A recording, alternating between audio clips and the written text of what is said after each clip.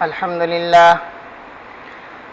لله الذي جعل الأمر بالمعروف والنهي عن المنكر القطب الأعظم في الدين وبعثنه النبيين أجمعين. الحمد لله الذي أنزل على عبده الكتاب ولم يجعل له عوجا. الحمد لله نحمده ونستعينه ونستغفره ونؤمن به ونتوكل عليه ونعوذ بالله من شرور أنفسنا ومن سيئات أعمالنا. من يهده الله فلا مضل له ومن يضلله فلا هادي له. ونشهد أن لا إله إلا الله وحده لا شريك له هو الأول والآخر والظاهر والباطن وهو بكل شيء عليم. هو الله الذي لا إله إلا هو عالم الغيب والشهادة هو الرحمن الرحيم.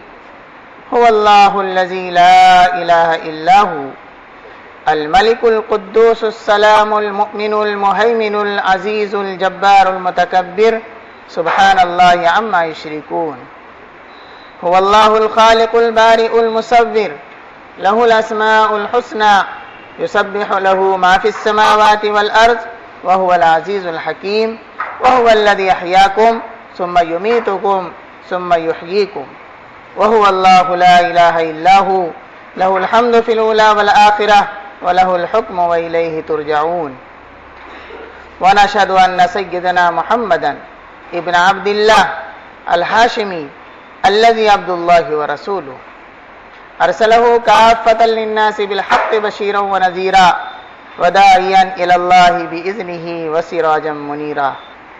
حمد و ثنا، تعریف و توصیف، کبریائی اور بزرگی بیان کرتا ہوں اللہ کی جو ایک اکیلا خالق، ایک اکیلا مالک، زبردست قدرتوں اور طاقتوں والا، پوری کائنات پر اسی کی سلطنت، ہر جگہ اور ہر وقت موجود، موقع کا گواہ ہو. ساری کائنات اسی کی مخلوق، زمین و آسمان اور اس میں موجود ہر شے پر وہ قادر. وہی ہے جس نے اس زمین پر میرے رہنے بسنے اور کھانے پینے کا انتظام کیا اور میری زندگی کی ساری ضرورتوں کا بھی انتظام کیا. اسی نے میرے لیے تیزی سے گھومتی ہوئی زمین میں پہاڑوں کو میخوں کی طرح گاڑ دیا. وَأَلْقَى فِي الْأَرْضِ رَوَاسِيَ، اسی نے مجھ پر اپنی نعمتیں نچھاور کر دی. ان نعمتوں کو میں شمار نہیں کر سکتا. میرا زندہ رہنا اور میرے تمام اعضاء کا صحیح و سالم، بیماری اور پریشانی سے محفوظ رکھنا، یہ میرے رب کا فضل اور احسان نہیں تو اور کیا ہے. پیدائش سے وفات تک مجھ پر میرے رب کے احسان ہی احسان ہیں. اب میرا کام یہ ہے کہ میرے قول و عمل یہ گواہی دیں کہ اللہ کے ساتھ ساتھ یا اللہ کے سوا کوئی اور ذات ہے ہی نہیں جو عبادت اور بندگی کے لائق ہو، جس کے سامنے اپنی ضرورتوں کو رکھا جائے. کیا پوری کائنات میں اس کے جیسا کوئی دکھائی دیتا ہے؟ کیا کوئی اور اس کی برابری کا دکھائی دیتا ہے؟ کیا کوئی ہے جو اس کے فیصلے کو بدل سکتا ہے؟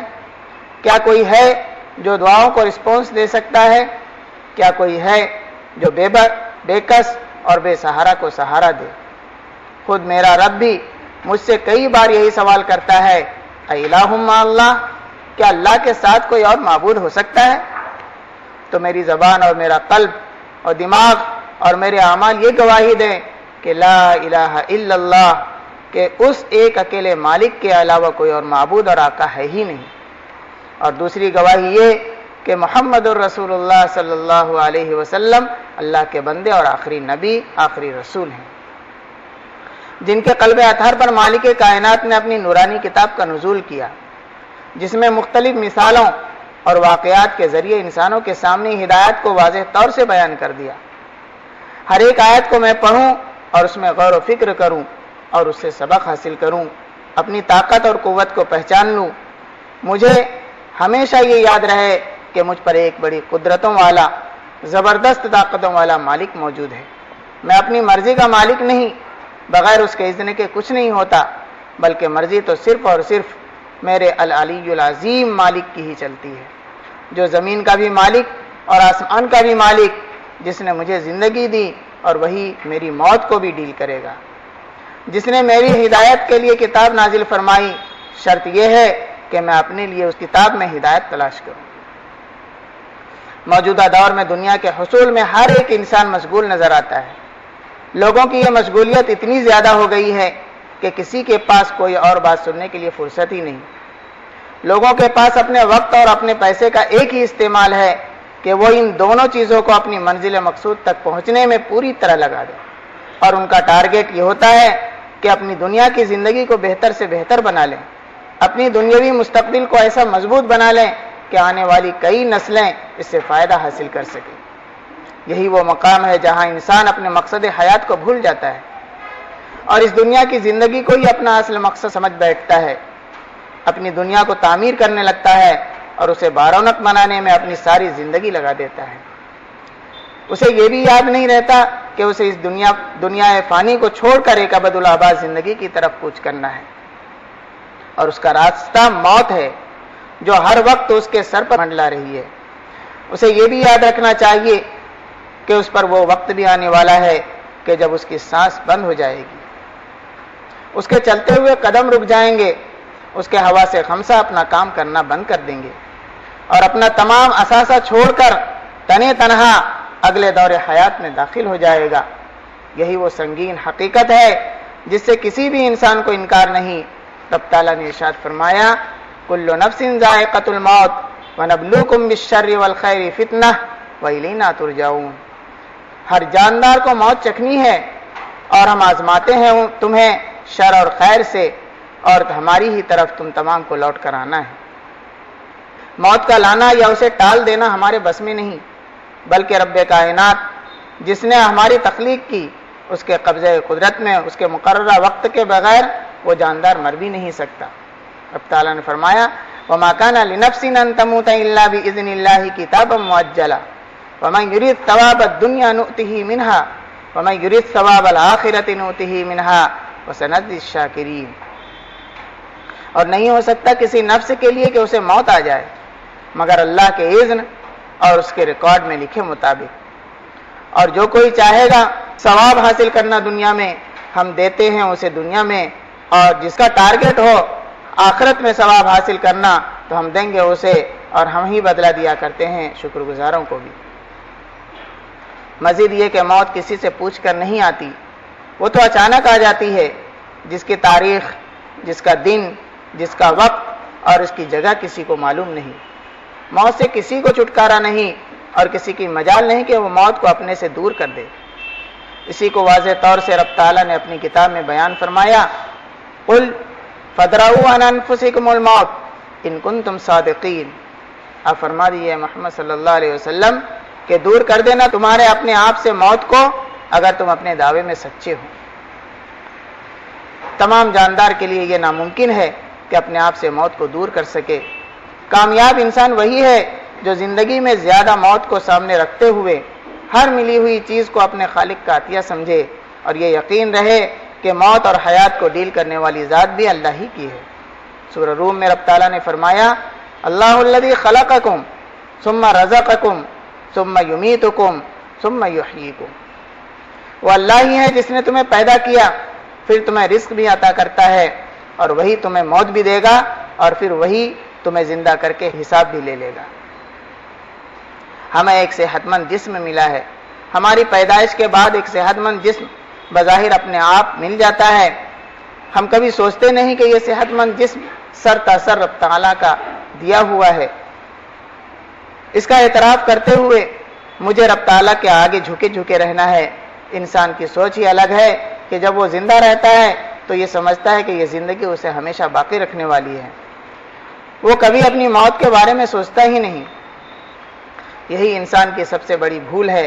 اس کی سوچ کو رب تعالیٰ نے اپنے کلام مقدس میں فرمایا، وَيْلٌ لِكُلِّ هُمَزَةٍ لُمَزَةٍ الَّذِي جَمَعَ مَالًا وَعَدَّدَهُ يَحْسَبُ أَنَّ مَالَهُ أَخْلَدَهُ۔ تباہی اور بربادی ہے عیب لگانے والے اور لان و تان کرنے والوں کے لیے جس نے مال کو جمع کیا اور گن گن کر رکھا۔ اس کی سوچ یہ ہوتی ہے کہ اس کا یہ مال ہمیشہ اس کے ساتھ رہے گا۔ یہی اس دنیا میں آنے والے ہر انسان کی کہانی ہے۔ وہ یہ سوچتا ہے کہ ہمیں ہمیشہ اس دنیا میں رہنا ہے، اور اس کے مد نظر وہ فیوچر کی پلاننگ کرتا ہے۔ اسے پتہ ہی نہیں کہ یہ دنیا ایک امتحان حال ہے۔ سبھی کو پتہ ہے کہ امتحان حال میں کس طرح ایک امتحان دینے والا طالب علم بے بس اور لاچار ہوتا ہے۔ جس کسی نے امتحان کی تیاری کی ہوگی اس کے لیے تو آسانی ہی آسانی ہے، اور جس کسی نے تیاری نہیں کی پھر بھی وہ امتحان حال سے تو بچ نکلتا ہے، لیکن رزلٹ کی فکر اسے چین نہیں لینے دیتی، اور رزلٹ کے آنے کے بعد تو کامیابی اور ناکامی کا فیصلہ ہی ہو جاتا ہے۔ اس دنیا کے امتحان کو سامنے رکھتے ہوئے ہمیں یہ احساس ہو کہ ہم ایک امتحان حال میں ہیں۔ یہاں ہر ایک اپنا اپنا امتحان دے رہا ہے، ہر ایک کی ایک ایک مدت مقرر ہے۔ اس مدت کے پورے ہوتے ہی اللہ کا فرشتہ آتا ہے اور خاموش زبان میں یہ اعلان کرتا ہے کہ تمہارے عمل کا وقت ختم ہو گیا، اب تمہیں مرنا ہے، اور مرنے کے بعد اپنے خالق و مالک کے سامنے جواب دہی کے لیے حاضر ہونا ہے۔ زندگی حالت امتحان کا نام ہے۔ اس دنیا میں، اس زندگی میں ہی ہمیں یہ کوشش کرنی ہے کہ رب تعالیٰ کی طرف سے دیے ہوئے پیپر کو صحیح طریقے سے حل کر لیں۔ اب سوال اٹھتا ہے کہ وہ پیپر کہاں ہے؟ وہ پیپر ہے اللہ کی کتاب۔ اسی پر ساری انسانیت کا حساب ہونا ہے، اور اسی کے مطابق سوالات کے نمبر بھی ہیں۔ آپ کی میری کسی آدمی کی کتاب پر حساب نہیں ہوگا، حساب ہوگا صرف اور صرف اللہ کی کتاب پر، اور وہی پیپر جانچنے والے بھی ہیں۔ اب ہمیں یہ دیکھنا ہے کہ امتحان کی مدت پوری ہونے کے بعد جو رزلٹ سامنے آئے وہ ہمارے لیے کامیابی کی خوشخبری لیے ہوئے ہو، جس سے رب تعالیٰ نے سورۃ الفجر میں فرمایا یا ایتھا النفس المطمئنہ ارجعی الی ربک راضیۃ مرضیہ فادخلی فی عبادی وادخلی جنتی۔ اے نفس مطمئنہ جو امتحان میں پاس ہوا، چل اپنے رب کی طرف جس کی مرضی پر تو راضی رہا، جس حال میں تجھے اس نے دنیا میں رکھا۔ آج تیرا رب تجھ سے راضی ہوا، تو داخل ہو جا حق کے بندگی ادا کرنے والوں میں، اور داخل ہو جا میری جنت میں۔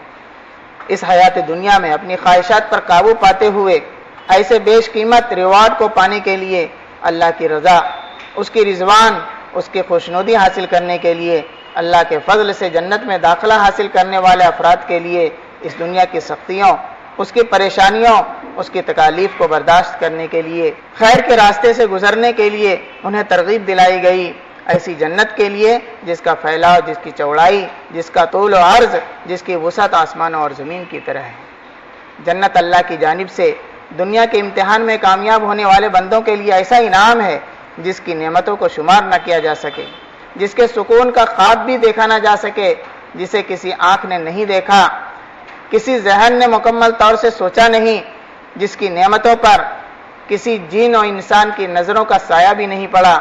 ایسے اونچے ٹارگٹ کے لیے جو یہاں کی اس زندگی کے ہر ٹیسٹ سے پوزیٹیو ایٹیٹیوڈ کے ساتھ گزر جاتا ہو، ایسے انسانوں کی مہمانی ہوگی اللہ کی جانب سے، اور نعمتوں سے لبریز جنتوں میں ہوں۔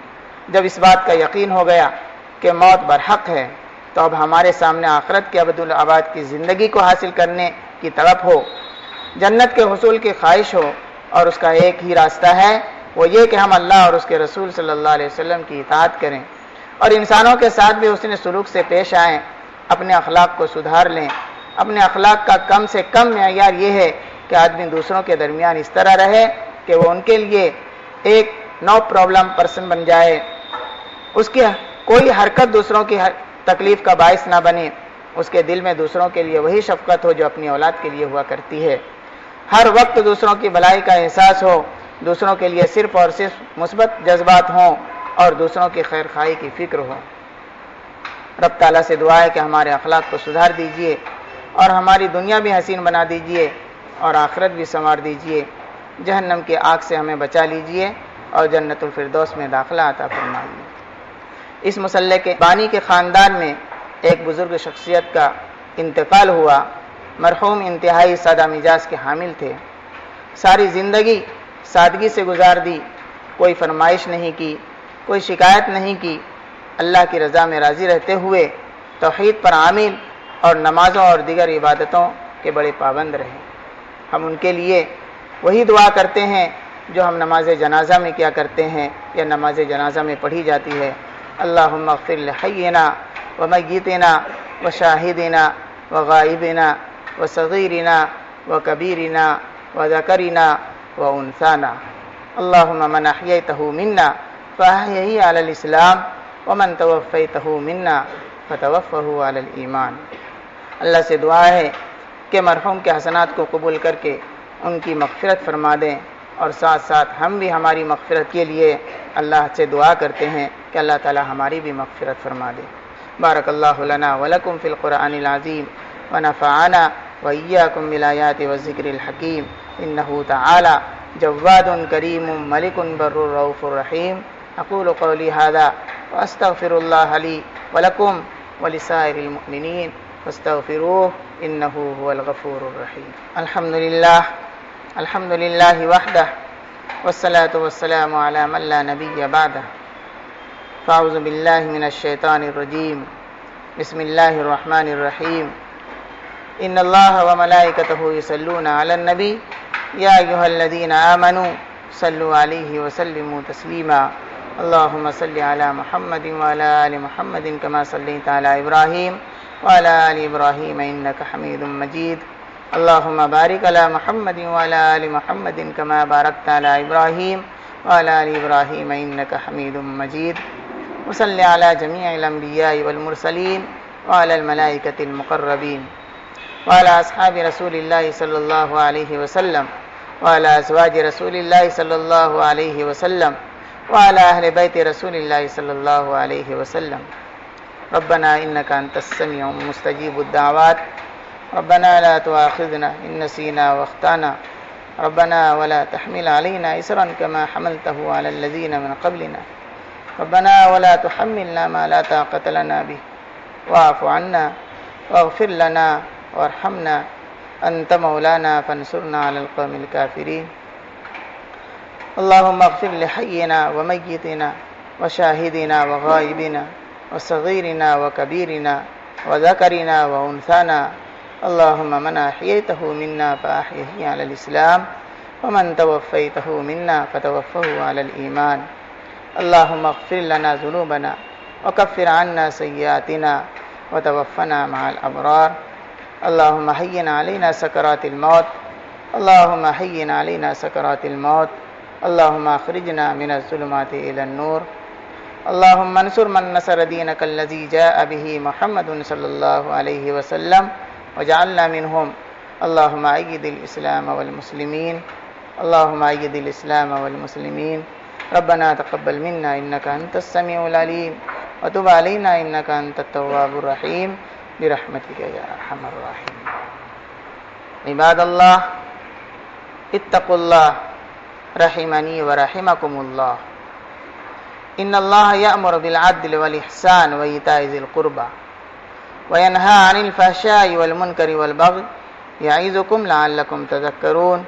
اذكروا الله العلي العظيم يذكركم واشكروه على نعمه يزدكم ولذكر الله أكبر والله يعلم ما تصنعون۔